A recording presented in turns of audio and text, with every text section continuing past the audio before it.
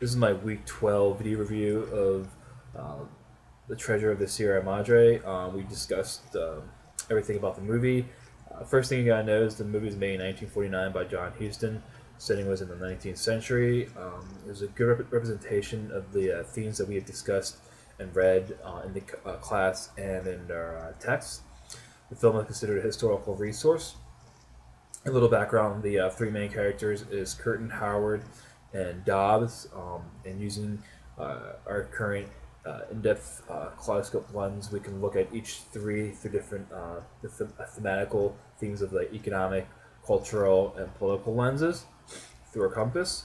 An example of this is the one picture of a little piece out of Dobbs' hat, and we can go into the deep abyss of what does this actually mean in the thematic forms of the culture of the characters and the people at that time, and how they're dealing with the social democracy emerging in America at the time.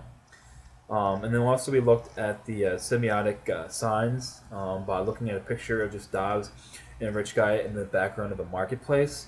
And this is key because a lot of things can come to mind. The main thing that came to mind to me was the economic lens, and how it depicts the characters and the position of characters and the clothing of the characters in a way that I think John Huston's trying to describe to the people at the time he's creating this movie, that there is an emerging dichotomy of economic classes and how each man deals and respects one another.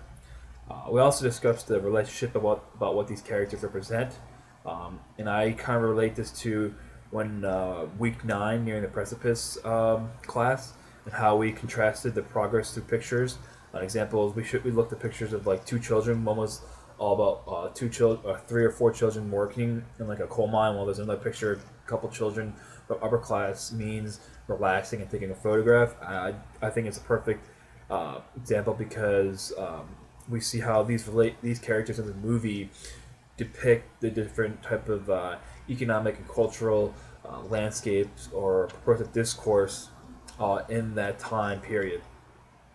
We also analyze the photo with Dobbs in a barren landscape, and we compare it to Transcendentalism and Emerson last week. And I think this is pretty profound, since it shows Dobbs by himself in nature. And I related this scene, and when I watched the movie, to how it's like John Rousseau, how we described last week, how John Rousseau describes Transcendentalism as a dichotomy of the state of man and nature. The only difference is that I think Huston was trying to show Dobbs as one with nature and showing man's actions as being respectful and reverence, while it's the opposite. While Rousseau says that man's actions destroys nature. Also, we talked about, we wrapped up the class how the film ties in with social democracy, how organization plays a role in people's lives. Example was Abraham Lincoln was an advocate for each individual to use each head and hands to cultivate the food. And the scene of Dobbs in the desert was the filmmaker's response to the purported discourse of social democracy. And my personal belief for the film's purported discourse was about the philosophical debate at the time about social democracy between man. I think it further represents at the time in the 19th century what was man's role to his fellow peer during a time of economic and cultural gain.